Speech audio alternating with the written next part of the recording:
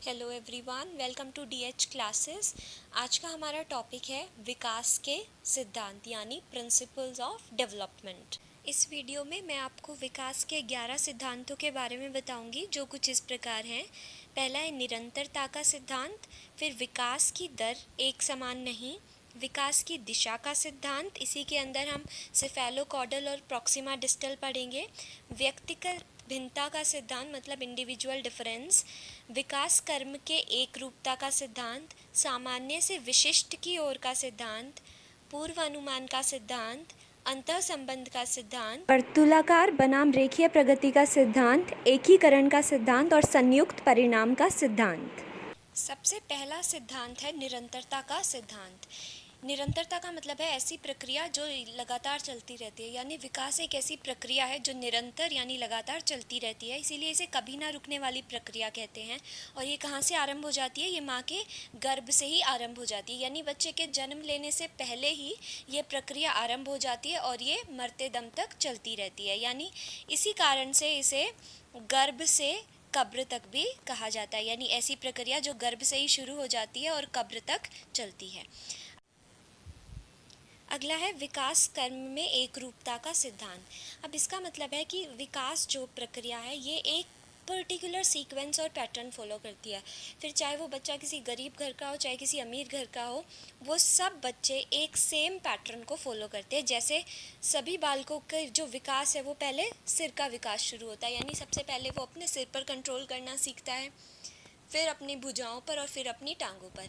ऐसे ही भाषा का विकास अगर हम देखें तो हर बच्चा पहले रोता है, फिर बैबलिंग यानी बड़बड़ करना सीखता है, एक शब्द बोलना सीखता है, उसके बाद ही जाकर उसमें भाषा का विकास होता है। ऐसा नहीं होता कि अगर किसी के पेरेंट्स माता पिता दोनों ही लैंग्वेज के प्रोफेसर हैं तो वो बच्चा जन्म लेते ही अच्छी लैंग्वेज बोलने लगेगा, एक परफेक्ट लैंग्वेज बोलने लगेगा। ऐसा नहीं होता, हर बच्चा सेम सीक्वेंस को फॉलो करता है।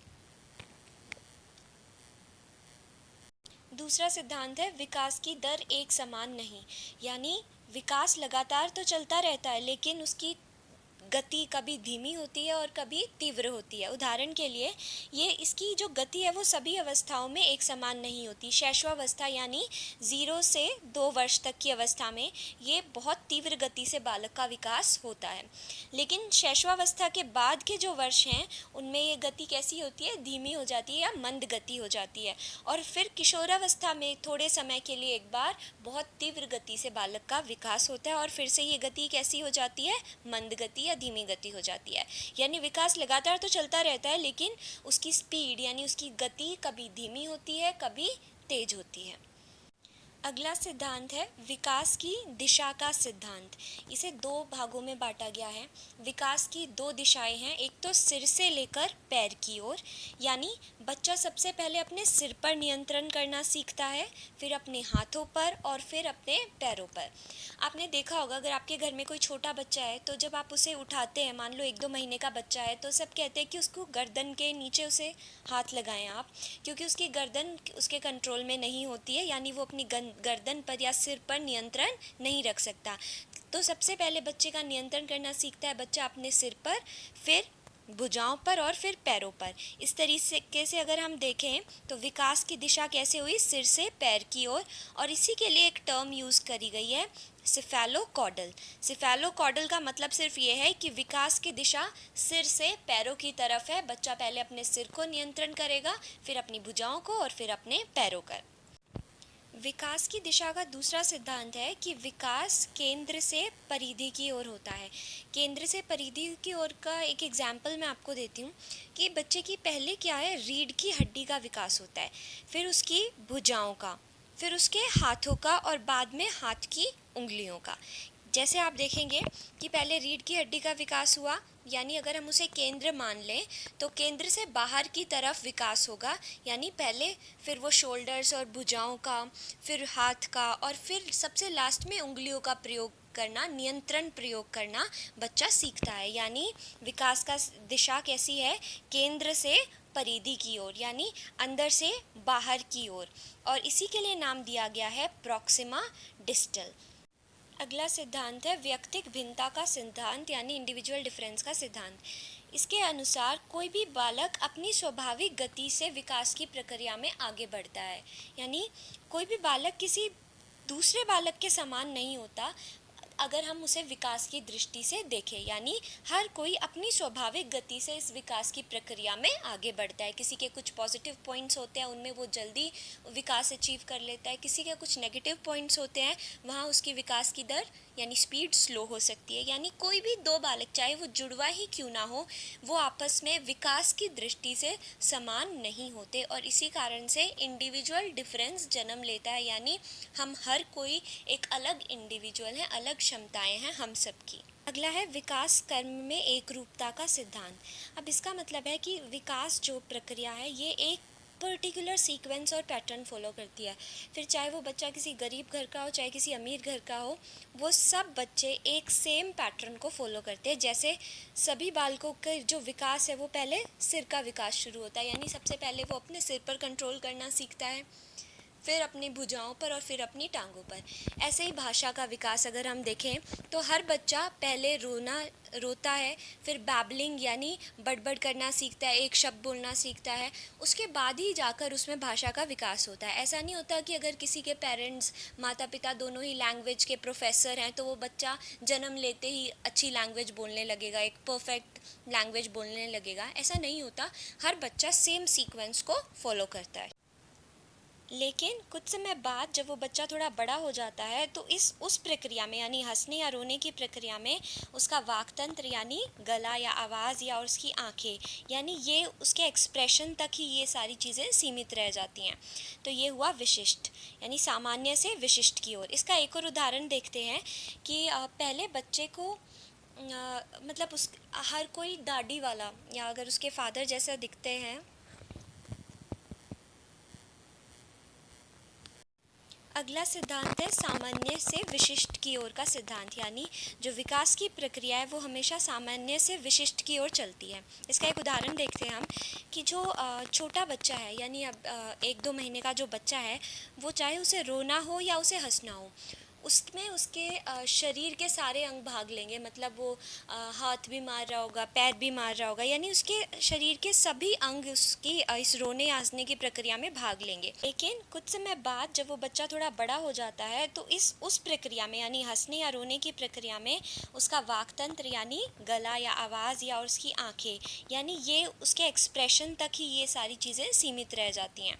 तो ये हुआ विशिष्ट यानी सामान्य से विशिष्ट की ओर। इसका एक और उदाहरण देखेंगे कि जब बच्चा छोटा है वो माँ या पापा कहना सीखता है तो उसके लिए हर लेडी को वो माँ कह के संबोधित करता है और हर दाढ़ी वाले इंसान को या जो उसके फादर जैसा रिजेंबल करता है male members of the family को वो पापा कह के संबोधित करता है। यानी एक सामान्य उसने एक जनरलाइज्ड वे में वो सबको माँ या पापा कहता है। लेकिन जब आने वाले महीनों में वो बच्चा मैच्योर होता है, उसकी समझ में आती है रिश्ते, यानी वो फिर डिफरेंशिएट करता है कि ये माँ है, ये चाची है, ये ताई जी है, ये दादी है, वो हर रिश्ते को अलग नाम से संबोधित करने लग जाता है। यानी एक स्पेसिफाइड वे में यानी एक विशिष्ट तरीके से वो हर रिश्ते को संबोधित करता है।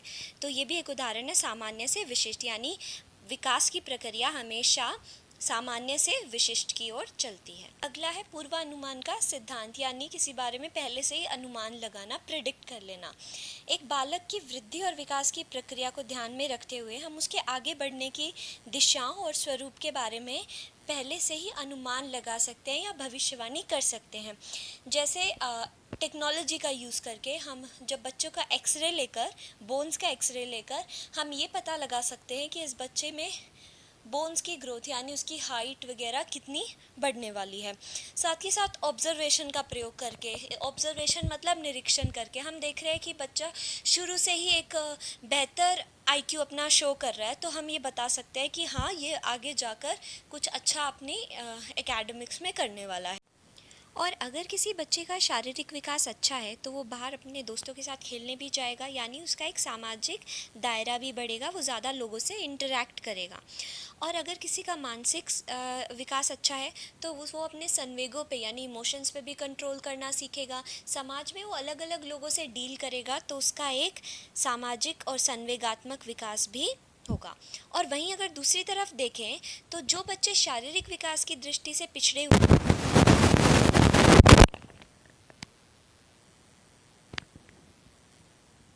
अगला है अंतः संबंध का सिद्धांत। इसका मतलब है कि विकास के जितने भी पहलू हैं, जैसे शारीरिक, मानसिक, सामाजिक और संवेगात्मक, ये सब आपस में एक दूसरे से संबंधित हैं, यानी इंटर रिलेटेड हैं। इसका एक उदाहरण देखते हैं कि अगर बच्चे का शारीरिक विकास अच्छा है तो उसका मानसिक विकास भी अच्छा होगा। एक कहावत आपने सुनी होगी, एक अच्छे शरीर में, एक स्वस्थ शरीर में ही स्वस्थ मस्तिष्क होता है। अगर किसी बच्चे का शारीरिक विकास अच्छा है तो वो बाहर अपने दोस्तों के साथ खेलने भी जाएगा, यानी उसका एक सामाजिक दायरा भी बढ़ेगा, वो ज़्यादा लोगों से इंटरैक्ट करेगा। और अगर किसी का मानसिक विकास अच्छा है तो वो अपने संवेगों पे यानी इमोशंस पे भी कंट्रोल करना सीखेगा। समाज में वो अलग अलग लोगों से डील करेगा तो उसका एक सामाजिक और संवेगात्मक विकास भी होगा। और वहीं अगर हम दूसरी तरफ देखें तो जो बच्चे शारीरिक विकास की दृष्टि से पिछड़े हुए हैं, यानी जिनमें शारीरिक विकास नहीं हो पा रहा है, तो उनमें क्या होगा, वो घर से बाहर दोस्तों में खेलने नहीं जाएंगे, कोई उन्हें अपने साथ खिलाएगा नहीं, यानी वो सामाजिक विकास में भी पिछड़ जाएंगे। ऐसे ही संवेगात्मक और बौद्धिक विकास में भी वो उतने ही पीछे रह जाते हैं। अगला है वर्तुलाकार बनाम रेखीय प्रगति का सिद्धांत।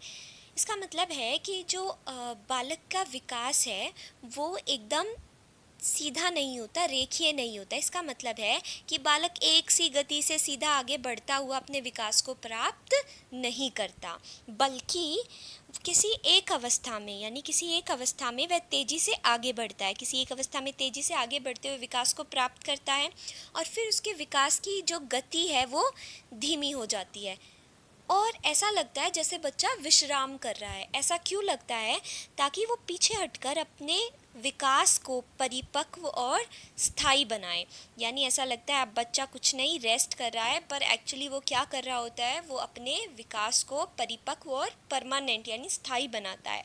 और फिर कुछ समय बाद, कुछ वर्षों बाद ऐसा लगता है बालक फिर से आगे बढ़ने लगा है। यानी ये जो प्रगति है, यानी ये जो विकास है, ये रेखीय ना होकर, यानी एक सी गति से आगे नहीं बढ़ता, बल्कि बच्चा कुछ रुककर आगे बढ़ता हुआ अपने विकास को प्राप्त करता है, यानी ये ऐसे स्पाइरल चलता है। अगला है एकीकरण का सिद्धांत, यानी इंटीग्रेशन या फिर एडिशन आप बोल सकते हैं। बालक क्या करता है, पहले संपूर्ण अंगों को चलाना सीखता है, फिर अंगों के भागों को चलाना सीखता है और बाद में इन सब भागों में एकीकरण करना सीखता है।